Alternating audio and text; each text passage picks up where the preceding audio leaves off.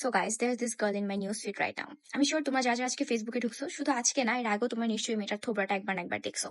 She goes like, ছেলেরা মানসিক শান্তি শুধু সেই মেয়ের কাছেই পায় যে শূন্য পকেটে তার পাশে থাকে, সম্পর্কে পূর্ণতা আনার জন্য। মানে ভাই রে ভাই, আমি আমার লাইফে এত বড় পিকমি গার্ল দেখি নাই। মানে যদি পিকমি গার্লদের একটা অর্গানাইজেশন থাকতো, সেই অর্গানাইজেশন একটা সিইও থাকতো। এই মাইয়া এক এক সময় এক এক রকমের ড্রেস পরে এক এক জায়গায় গিয়ে কতগুলো সস্তা টিভি চ্যানেলকে ডাইকা নিয়ে আসে, সেখানে এই ধরনের সেম ইন্টারভিউ সেম কথা বলতে থাকে। আর সেই কমেন্টে যায় আবার স্যামরা গুলা গিয়া, আরে এটা তো ওয়াইফ মেটেরিয়াল, এমন মাইয়াই তো চাই, এরই তো বিয়ে করতে হবে। মানে স্যামরা গুলা, তোরা কি বলত?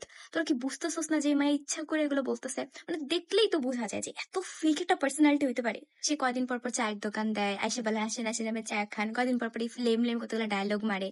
মানে she goes like, pick me, please choose me, please love me, আমাকে ভালোবাসো, আমাকে নাও, আমার সাথে থাকো, প্লিজ ছেলেরা আমাকে অ্যাটেনশন দাও। এত বড় অ্যাটেনশন সিকার মাইয়া, আল্লাহ মাবুদ। মানে আমাদের স্কুল কলেজ এরকম একটা মাইয়া থাকতো, সে সবসময় এরকম ঢং ঢং করতো, ছেলেদের অ্যাটেনশন চাইতো, এমন এমন কথা বলতো যেগুলো ছেলেরা শুনলে বলবো, আরে এই কথা তো আমি মেয়েদের কাছ থেকে শুনতে চাই। মানে স্যামরা গুলা বলদের বলদ, তোরা এই টাইপের মায়ের পিছে ঘুরবি, এই টাইপের মায়াগুলোর সাথে প্রেম করবি, তারপর যখন ছ্যাঁকা খাবি তখন আবার মাথা ঝাপকাবি। মানে ভালো মায়াগুলো তোকে চোখে পড়বে না, এই পিকমি গুলো তোকে চোখে পড়বে। এখন বুঝ মজা।